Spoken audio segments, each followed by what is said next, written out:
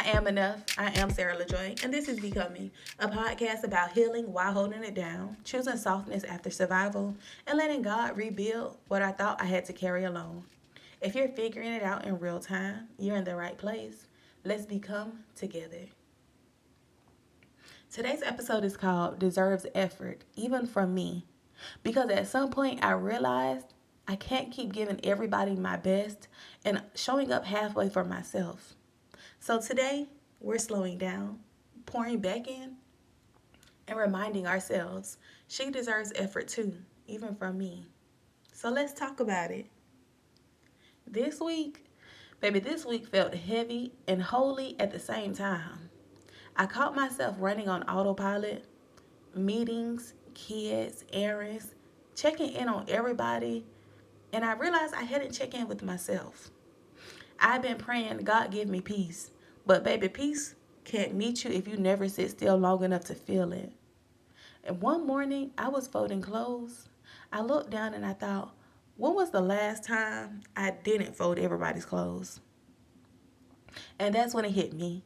I've been showing up for everybody else, but somewhere in there, I forgot to show up for the woman doing all the showing up. So now my kids fold their own clothes, down to the littlest one. Because peace looks like teaching them how to help carry what I used to hold by myself. And that's what this episode is about. The moment I stopped waiting for someone to pour into me and learn how to pour back into myself. You ever wake up and realize you've been doing everything for everybody else, but nothing for you? Yes, that was me. I've always been that girl, the planner, the one who sets the tone, the one who makes sure everybody else feels good. But I started noticing I was creating peace for everybody else while my own peace sat in the corner like, hey child, you forgot about me over here. Nobody did me wrong. I just hadn't been intentional with myself. I didn't even know how to sit still and enjoy my own company without feeling like I should be doing something. You ever felt that? Like you can't rest without guilt creeping in?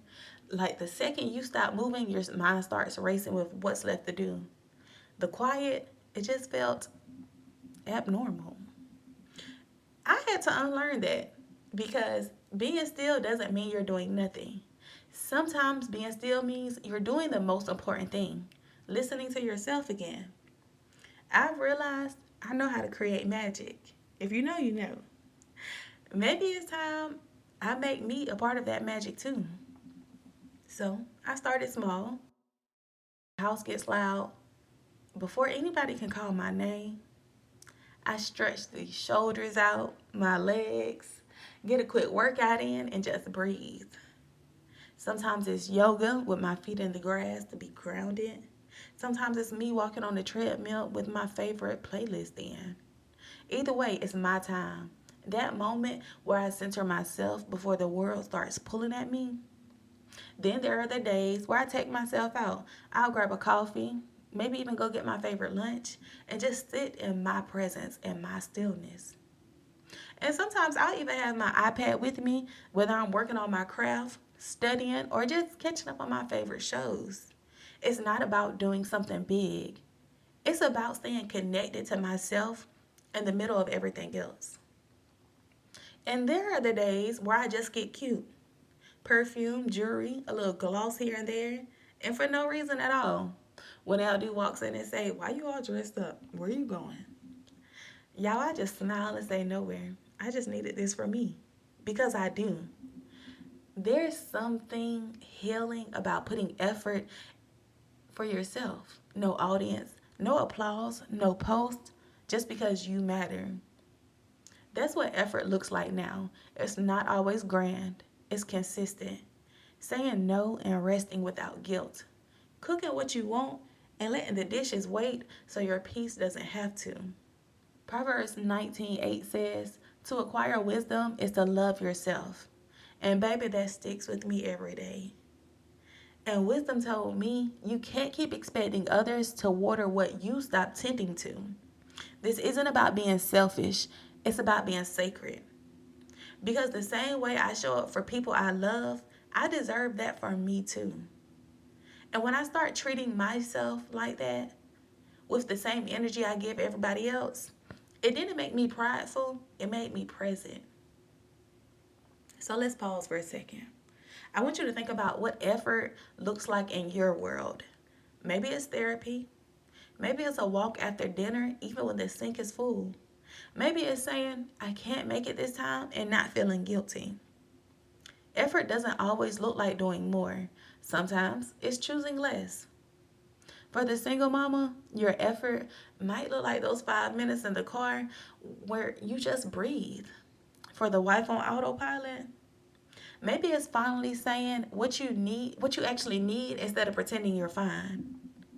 For the woman who's healing from burnout, baby, maybe it's letting yourself rest without earning it.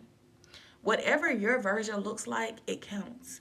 God doesn't need it to look pretty, He just needs it to be honest. So take a breath with me.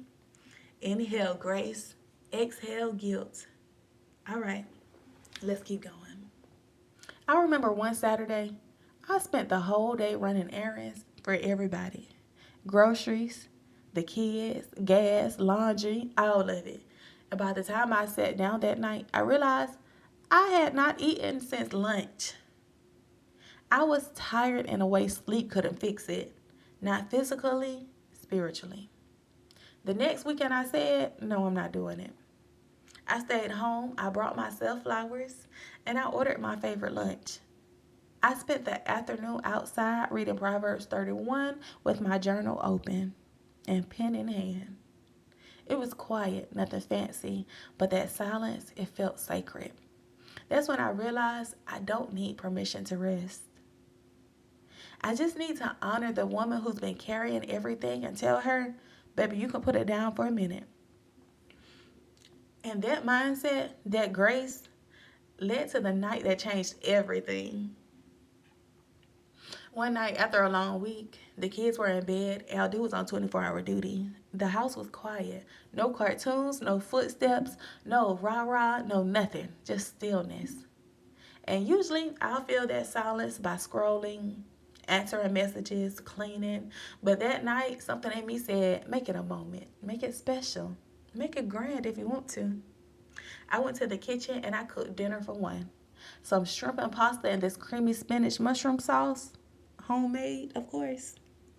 Simple, but baby, it smelled like effort. While it simmered, I poured a glass of wine and I hit shuffle. Every song met me where I was. A gospel song reminded me God still covering me. A love song reminded me I still got it. And of course, I shook a little ass because joy belongs here too. By the time I sat down to eat, I realized this wasn't just dinner, this was communion. Me meeting myself again. Like, hey girl, I missed you. I plated that food like Gordon Ramsay was finna eat it. Somebody special, because I was special. I am. A real plate, real glass, a candle lit, and the music still going. It wasn't loneliness, it was peace. And I hadn't tasted peace like that in a long time.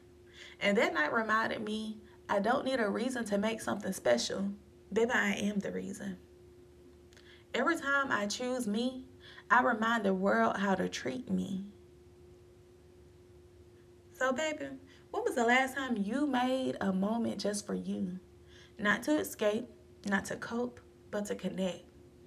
Maybe it's stretching and praying before the house wakes up, or once the house is in bed. Maybe it's cooking that good meal, even if it's just for you. Maybe it's turning your phone off and sitting in the quiet for 5 minutes. Whatever it is, do it for you because she deserves effort even from you. Say it with me. I am worthy of the same effort I give others. I am my own soft place to land. I am falling in love with my own presence. Before you close this app or move on to the next thing, take a second because you just gave yourself a good moment of stillness. You showed up for you today, and that's what matters. If this episode reminded you that you're worth the effort, share it with a friend or a sister or auntie who needs to hear the same reminder.